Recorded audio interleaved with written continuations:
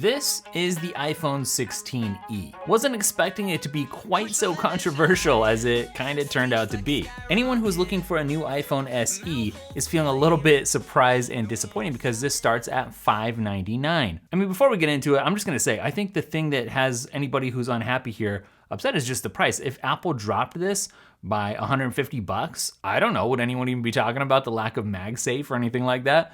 Probably not. So now that I've got it in hand, we're gonna talk about the iPhone 16e, including what people are thinking about it. We'll talk about the camera, I'll give you a sample. We'll talk about the hidden gem here, there really is one, along with whether or not you should upgrade if this is a phone that you're actually considering. Now, we'll talk about all that and more, and at the end, I've got some personal/channel news that's a big deal to me. You may not care, but if you've been around this channel for a while, then you might be interested. All right, so let's talk about the vibe on this. What's the chatter? What are people saying? What are they feeling? Well, like I said, there's a little controversy around this phone. When I first made a video about it, like my initial reaction, I got a lot of heated comments. Like I wasn't expecting that.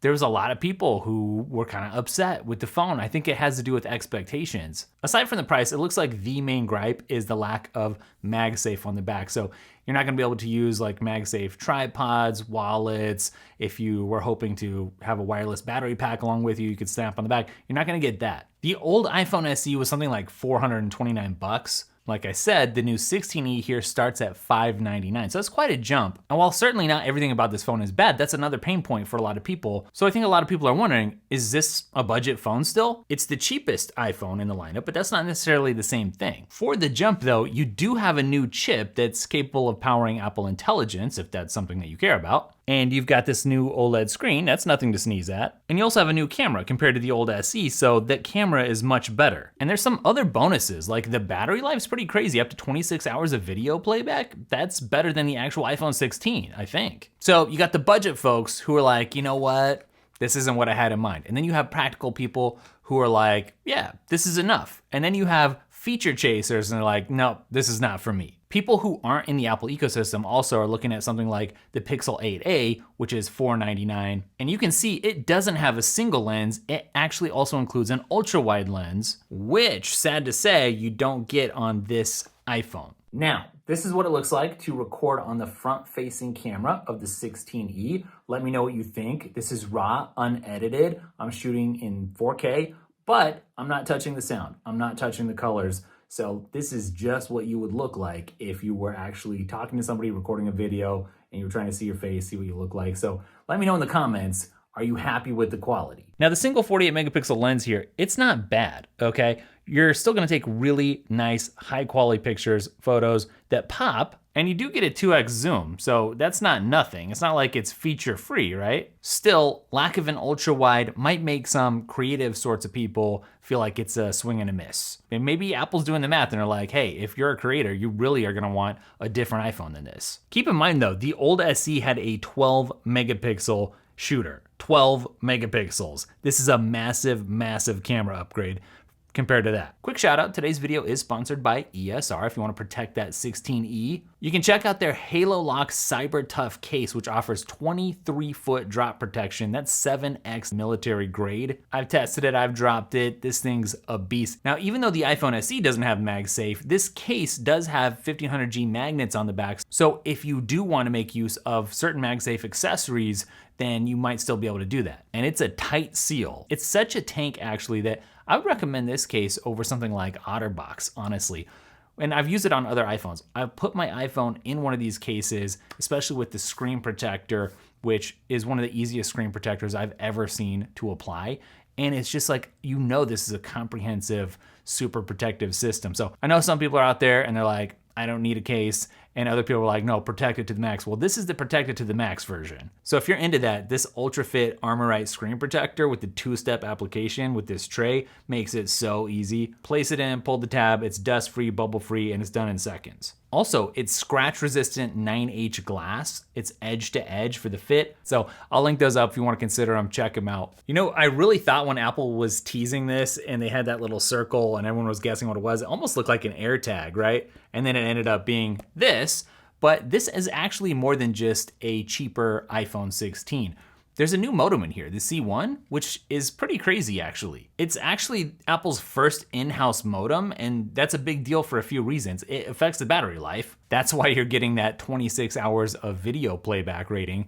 So that's good, sips the battery, whatever, but also better for call connection. If you've had some connectivity issues with your iPhone, you might be like blown away by how much better this actually is in terms of the connectivity. That's that C1 modem. So kind of in a way, does that C1 modem position this for travelers? Because number one, you're gonna get good connectivity. Number two, you're gonna get that extra battery life. That really matters when you're out and you don't have a charger around, you don't wanna get stranded or whatever. Like, I think that's a surprise thing about this. That's a real upgrade. Now, it may not be the kind of thing where you're like noticing it every day. You stare at the screen all the time, but you still don't notice after a while, you know, like that's so sharp. It's just like you're just using the phone. Same thing with the C1, but I'm excited for that, I think, to spread to some of Apple's other devices. You might notice we don't have the dynamic island up at the top, got that notch design. So what? I mean, is the dynamic island pretty interesting? Yeah, I would say it's pretty interesting. I like to see my timers go up there, and certain apps, you know, have nice little displays that let me interact with stuff, stay notified about things. Yeah, that's all true, and it's all nice, but it's not like a must-have in my book. I could easily go back to the notch and be pretty satisfied. Now, the 16E does have an action button, so there's lots of options for you to take advantage of different things with that. I'm gonna be honest with you, I'm not using Apple Intelligence all that much. Things like Image Playground and stuff is not super exciting for me personally, but I'm gonna set that action button on here to launch something like Grok for that deep search. Wow, is that useful. So if you're excited about Apple Intelligence, the A18 lets you take advantage of it, cool. But you can also sort of put together your own AI experience with that action button and shortcuts. So should you upgrade to this or should you skip it? Well, that really comes down to what phone you have right now. Super honestly, if you have the SE or the iPhone 11, then the OLED, the A18, and the battery here are huge leaps. On the other hand, if you've got a 12 or 13, you got MagSafe, you want an ultra wide, then this is probably something you want to hold off on. For 200 bucks more, what are you gonna get? Well, you're gonna get a dynamic island instead of the notch. And importantly, for a lot of you, a better camera system. So I feel like the trade-off here for the 16E is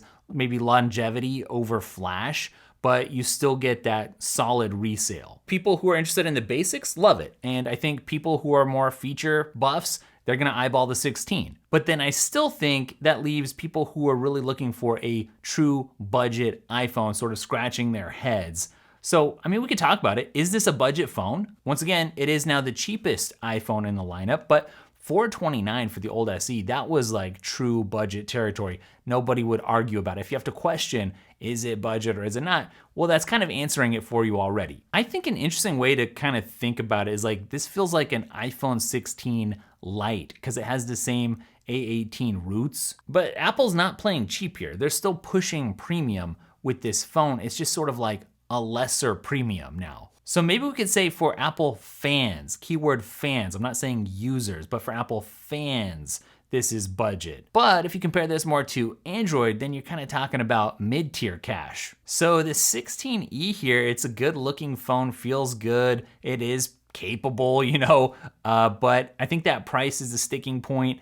The MagSafe worries would disappear if this was cheaper, I think. But for the price, I think people are like, man, where's the MagSafe? I understand why people feel like this is a more controversial device, you know, because it takes some time to figure out like what it is. What does it mean? What does it represent? Who is it for? So I hope that you found this interesting. If you have any questions, please let me know down below. Maybe somebody else will help you answer that too. But let's get to a little bit of brief personal / channel news. So I guess I'll just get right to it.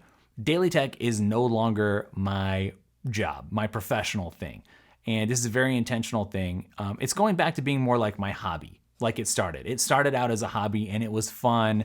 And then over the years, it did turn into my full-time gig, which was really cool for a while. And then after a while, it started to just sort of bog me down and bog down just in general. And it just wasn't quite as fun. It was more stressful and pressure. And I feel like the content suffered a little bit. I feel like a lot of people who have followed the channel for a while like noticed that. So for me, I'm doing a refocus. And I think that's gonna be good for everyone involved that likes this channel and the content and kind of wants to go back to the old feel when things were light and fun and it was just more enjoyable. and more of a hobby. I think it's gonna be good for you. I think it's gonna be good for me. I just wanted to make you aware of that, let you know. I'm talking about this a little bit in my new course, My AI Edge. I've adapted it so that it's not just talking about what is coming down the pipeline with AI and how can you adapt and how can you find new opportunities. That's what it was, but I've added in some really meaningful personal content. So you can check that out. I'm not trying to do like a hard sell here. I'm just letting you know that that content is there. And if you feel stuck or like you've stagnated, it will help you. I'm excited to dig back into daily tech in an old school way. Like, the world sort of changed around daily tech. And in some ways, daily tech sort of like didn't adapt. I didn't jump on TikTok and start doing the short form content because it didn't really want to. Like this is what I like to do when it comes to making content. And if it's popular, cool. If it's not, that's totally cool also. And I still enjoy connecting with people. It's just gonna be good. I feel like a weight's lifted a little bit. So that's the news. Thanks for watching. Thanks for watching previously. Thanks for watching in the future. And I'll catch you in the next video. Later.